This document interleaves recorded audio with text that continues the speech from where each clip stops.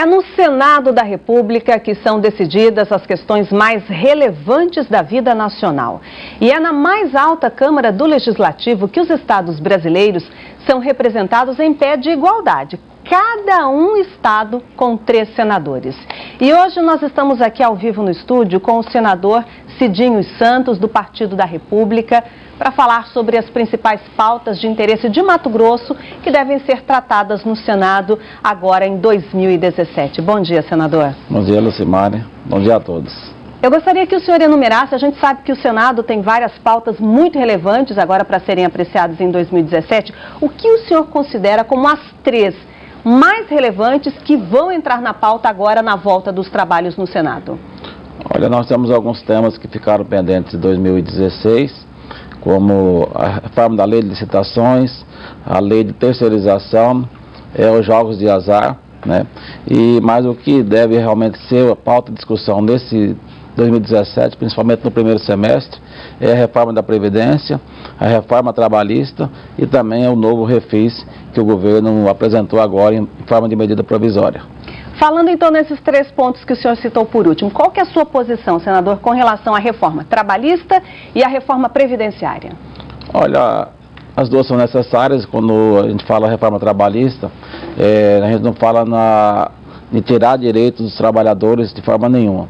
O que acontece no Brasil é que ao longo do tempo foi criando-se instruções normativas e acabou isso hoje criando vários empecilhos para as empresas que acaba que desestimula o empresário a gerar emprego e investir no Brasil. Hoje você assiste aí reportagens e fatos reais, inclusive comprovei, de que o Paraguai hoje tem um programa de atração de empresas, condições muito melhores do que o Brasil para a geração de empregos, e é preciso que o governo brasileiro, essa adequação das normas trabalhistas, para que possamos voltar a gerar emprego, para dar segurança aos empregadores, o empreendedor possa ter segurança e investir no Brasil, porque senão, se não tivermos essas adequações, daqui a uns dias o Brasil vai se tornar apenas um produtor de matéria-prima, sem agregar valor, porque as indústrias estarão com certeza na China ou em outros países. Como, por exemplo, nessa adequação da reforma trabalhista, tem a questão do trabalhador rural. Quando você está no período de safra de soja, está no plantio de qualquer lavoura, você tem aí que trabalhar às vezes 12 horas, 18 horas por dia. A legislação hoje não permite isso. Essas adequações permitem que você, combinado com o seu funcionário, você tenha uma jornada maior e faça com ele uma pausa durante o meio de semana ou durante outros dias. Então, são pontos importantes que com certeza vai oxigenar a economia e dar mais segurança à questão da geração de emprego. A reforma da Previdência, os números estão aí, infelizmente, ao longo do tempo não se fez uma reforma da forma como precisa ser feito, né? E agora nós temos que garantir para essa juventude que estão entrando no mercado de trabalho agora, ou que estão ainda iniciando, que possa ter o futuro da sua Previdência. Do jeito que está, os números estão lá discutido com vários economistas, em 10 anos o Brasil, tudo que se arrecadar vai ser destinado a pagar a Previdência, não vai ter outro recurso. Agora o senhor concorda, senador, que a reforma da Previdência, mesmo sendo necessária, os números mostram isso, só que assim, com esse projeto que está aí, algumas categorias não serão incluídas, né? Os militares. E outra coisa que se questiona muito, o regime de aposentadoria dos políticos, por exemplo. A gente sabe muitas vezes que os políticos se aposentam com rendimentos bem superiores aos dos trabalhador normal. É difícil às vezes para a população entender essas diferenças. Qual que é a sua posição sobre isso? Olha, primeiramente eu acho que todos são iguais perante a lei. Eu, quando cheguei ao Senado Federal, a primeira opção minha sobre a aposentadoria foi do regime geral de previdência. Eu fiz essa opção.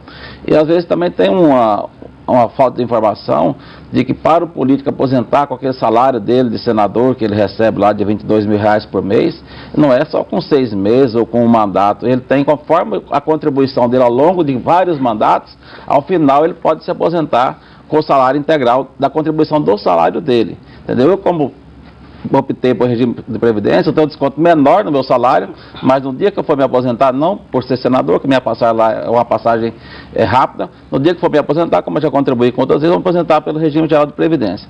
Eu também concordo que algumas categorias não foram incluídas, como as militares, mas também nós temos que entender que você é um policial militar, que se arrisca todos os dias sua vida na rua, como você vai colocar ele para ele ficar 65 anos de idade aí arriscando a sua vida. Então, o governo vai mandar um novo projeto projeto sobre essa questão da justiça militar, algumas questões são de nível estadual, né? Mas eu entendo que na tramitação do projeto, tanto na Câmara como no Senado, vão ser feitas adequações, vão ser melhoradas e com certeza a gente vai assegurar os direitos daquelas pessoas que têm já o seu direito adquirido. Agora, senador, o senhor relatou o projeto da reforma do ISS, né, que é o Imposto sobre Serviços, que prevê o recolhimento do tributo nos municípios onde essas transações são realizadas. Por exemplo, cartão de crédito, cartão de débito, enfim, as transações referentes a serviços. Que mudanças estão previstas e que impactos isso pode trazer para as finanças das prefeituras, que a gente sabe que muitos prefeitos estão com as contas deficitárias. Houve mudanças, inclusive, naquilo que o senhor relatou lá no Senado, né? Exatamente. O que acontece no ISS é que tem uma guerra fiscal muito forte, em que alguns municípios do Brasil, um exemplo claro, vou te citar, Barueri, São Paulo, ele dava aí 0,5% da alíquota do ISS. Então, as empresas basicamente se instalavam em Barueri, São Paulo, algumas outras poucas cidades, porque tem um incentivo do ISS e o serviço é prestado com plano de saúde, com cartão de crédito, com leasing, todos os serviços prestados no todo o Brasil, mas recolhidos exclusivamente lá nesses municípios. 63% do ISS recolhido no Brasil estava concentrado em torno de 40 municípios. Então, assim, uma situação que não é justa. No nosso projeto que nós relatamos, ficou estabelecida uma alíquota de 2%, a alíquota mínima, para acabar com essa guerra fiscal, e o recolhimento na fonte, onde foi prestado o serviço. O presidente Michel Temer vetou alguns artigos lá, mas não comprometeu totalmente o projeto, e agora a minha intenção, como municipalista, foi prefeito, como você disse, sei das dificuldades dos municípios. Agora o repórter lá da Tangará da Serra falou, 60% do seu arrecado no Brasil fica concentrado na União, 25% nos estados e apenas 15% dos municípios que têm que fazer todas as demandas de educação, de saúde. Então eu sei da dificuldade que passam os municípios. Então eu quero fazer, junto com a Frente Parlamentar Municipalista lá, um trabalho para que o projeto de lei que foi aprovado no Senado com 63 votos favoráveis seja mantido como está e a gente possa derrubar esses vetos que o governo federal colocou ao projeto. Senadora, a gente está vendo, especialmente nesta última semana, uma crise horrorosa no sistema penitenciário do país, isso principalmente no estado do Amazonas e também em Roraima, e o senhor é autor da Lei do Crime Hediondo, que impede que o réu confesso de ter praticado um crime hediondo, ele responda o processo em liberdade. De que forma, senador, o senhor acredita que esta sua lei pode contribuir no combate à falta de punição que a gente vê muitas vezes? E de que forma isso também pode contribuir para que os presídios fiquem mais inchados? Olha, essa questão do presídio inchado e dessa crise que se alastrou agora no Brasil nos últimos dias é uma coisa, apesar de não ser nova, né, mas é uma coisa que está mais exposta agora. Mas quando eu apresentei meu projeto, eu fiquei indignado com o deboche, né? Eu vi uma reportagem, estava em São Paulo no dia, assistindo um Bom Dia São Paulo, que é o homônimo do seu programa aqui, e vi que um rapaz, um estudante, saindo da faculdade, o cara matou ele para roubar.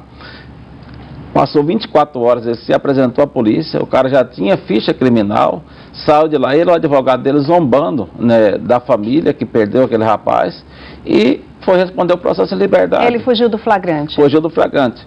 Então eu falei, mas não é possível que isso aconteça no Brasil. Por acaso pesquisei no Senado, na Câmara, não tinha nenhum projeto nesse sentido, de que um caso desse, a pessoa, o indivíduo, tem que ser preso na hora, não tem que responder em liberdade. Só para a gente entender o que é considerado crime hediondo. É um assassinato, latrocínio, assassinado por roubo, como foi o caso, são crimes hediondos que você tem que já restringir a pena, principalmente se o cara já tem uma ficha criminal. Como é que você tira a vida de uma pessoa, espera passar 24 horas, se ampara na lei para ir lá, se apresentar e sair dando risada da sociedade, deixando a família que perdeu um rapaz com um futuro promissor. Então foi nesse sentido que eu apresentei o meu projeto, o Crimes Hediondos.